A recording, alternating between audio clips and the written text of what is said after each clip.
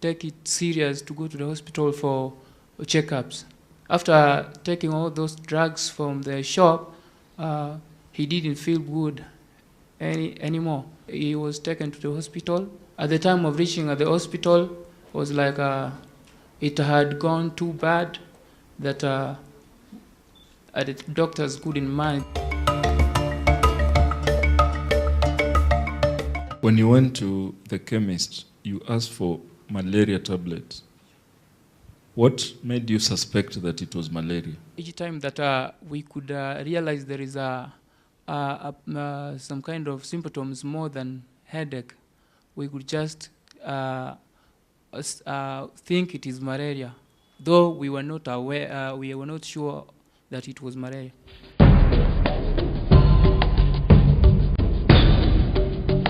Sasa hii kijana nilikuja kunotice shida yake akiwa na miaka 2 baada ya kuzaliwa. Kwenda kwa daktari mwenye alimfanyia alizalisha mamake, nikaambiwa ya kwamba shida ilitokea kwa kutulingana na kutokea kwa mamake wakati aliposhika mimba alikuwa na shida ya malaria.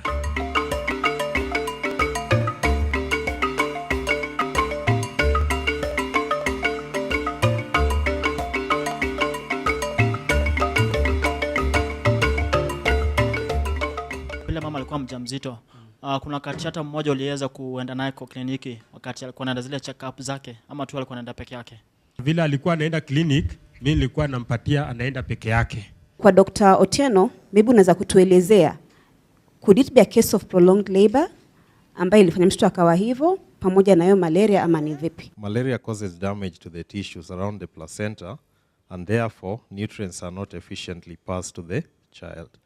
Secondly, it also interferes with the transmission of oxygen, again from the mother to the child. It could trigger preterm labor and delivery. So that could result in respiratory distress, which could cause brain damage in a newborn, which then would result in something similar to what we are seeing with this child.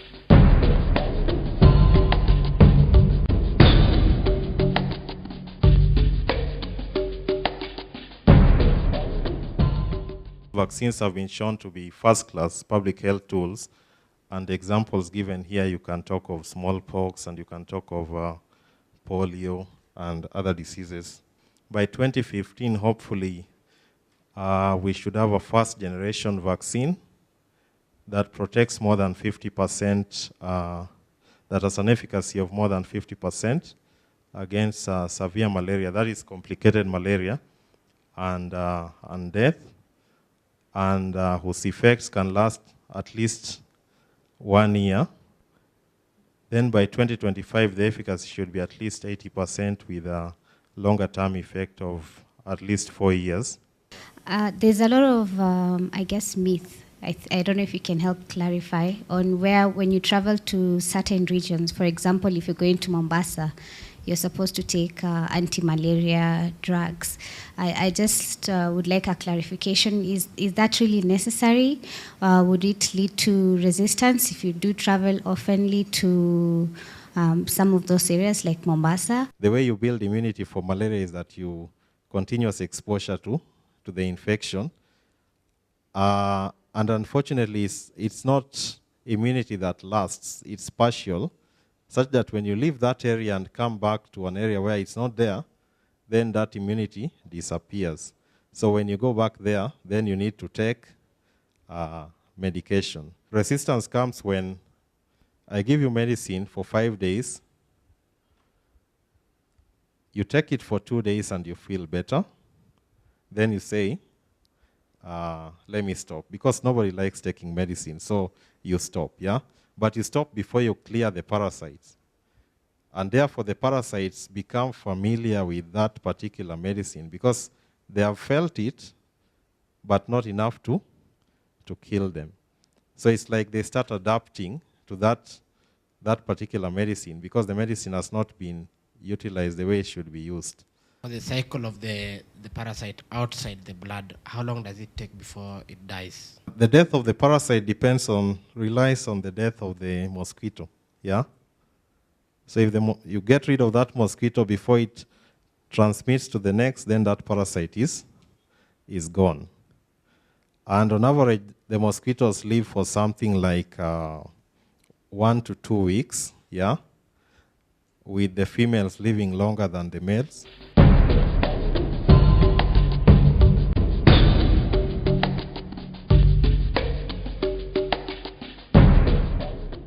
What is another way of preventing or providing an intervention against malaria?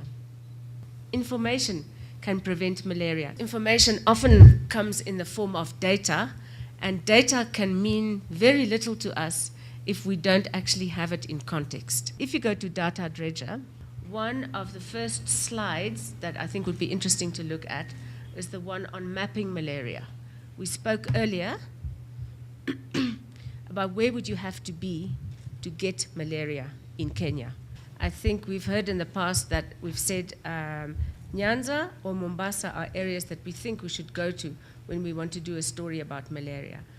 I want to put it forward that if it was not so well known that there is malaria in the highlands area, that could be a new area of storytelling. The general knowledge or assumption out there is that it is the small, little, vulnerable children who are at greater risk of malaria. But what does the data say? That's the only thing that will actually give us an accurate story. So let's go to the data. So we see on this infographic, school-going children have higher prevalence of malaria than preschoolers. As the children get older, there is more malaria. So I definitely assumed that the young, vulnerable babies and children are the ones who are going to have more malaria, but the data shows us the opposite. So for me, those are already the ingredients of a very good story, because a story should also be about, aha, I didn't know that, and we're not guessing, we're looking at the data.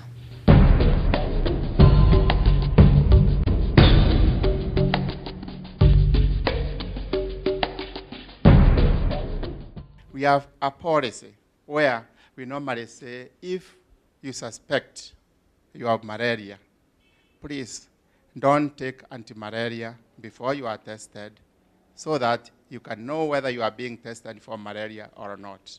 It is geared towards ensuring people don't get treated unnecessarily if they don't have malaria. The policies which we have currently on vector control, particularly using insecticide-treated nets, is to cover people universally in those areas.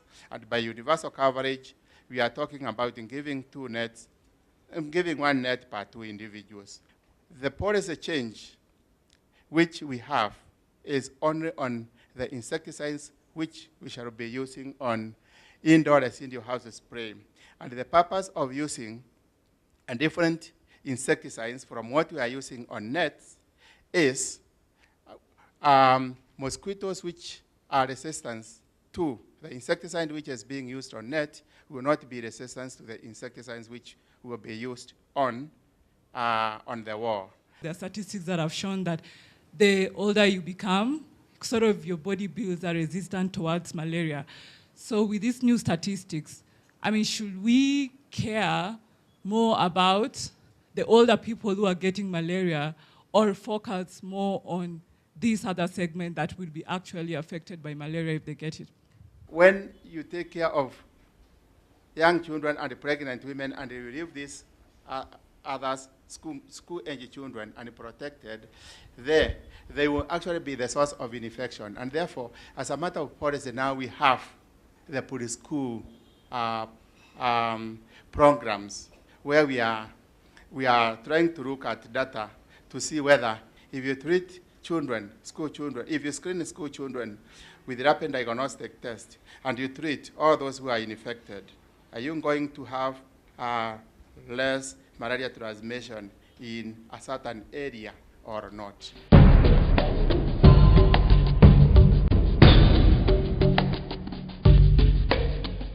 He's talked about universal coverage, having everyone sleep under a net, and universal coverage, they talk about every 2 people having 1 net. So there's this is one channel. You're only talking to the pregnant woman and child under 1. The other thing we found out, which is key for us in communications going forward, is female involvement. They are the key decision makers at the household in terms of who sleeps under a net. This is in line with the arguments on climate change and global warming. When it comes to temperature, almost everywhere, this is what we are seeing, that they have been rising. If the temperatures are continuously below 18 degrees Celsius, that is too low for the development of both the vector and the parasite. It's just about using tools to mine data so that you tell stories that are more evidence-based. You have something you think is out there, so you are out to prove it, right or wrong, through data. As you were to argue the use of existing interventions, and in that case, that is treated mosquito nets and the use of prophylaxis. Our scope was with regard to the environment we live in, climate change, early warning mechanisms, and DDT. We were looking at interventions of the future, vaccines, and new drugs. According to KDHS, their data in 2009, 108,127 women were diagnosed with malaria in 2012. There are 28 million Kenyans who live in areas where there is risk of contracting malaria. And this is according to data gathered by the Kenya Malaria Indicator Survey of 2010. Now, if you had to convert that 28 million, assuming that Kenya has a population of 42 million, we are talking of over 65% of the population. And that is quite high. Only 53.4% of pregnant women slept under nets in Coast Province, and 62.9% pregnant women slept under net in Nyanza Province. And these are the 2 provinces that we usually know are endemic areas. If we go even deeper into, did they sleep under treated mosquito nets? Now the number even goes lower, and yet these are the people who are at risk. Up to this moment, we don't have any vaccine to help in the treatment or control of malaria. There are several vaccines that are being worked on right now, but in Kenya today, there is one that has reached the 3rd stage.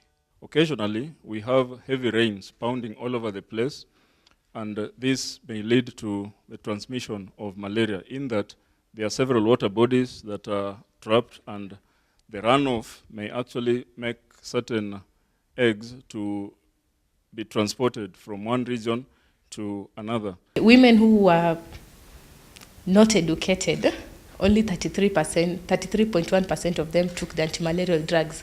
But those who had secondary education plus, it was 49.4%. The efficacy and effectiveness of DDT has been proven. When sprayed on the roof as well as the walls, it has an effect of between 6 to 12 months. The parasite becomes resistant to some of the drugs that are available. And so for that case, it means that there is a need for continuous research to be able to find out, to get new drugs to help in the treatment of malaria. The winners, and it's mostly because at least what they didn't know, they didn't bring up, is the climate change people.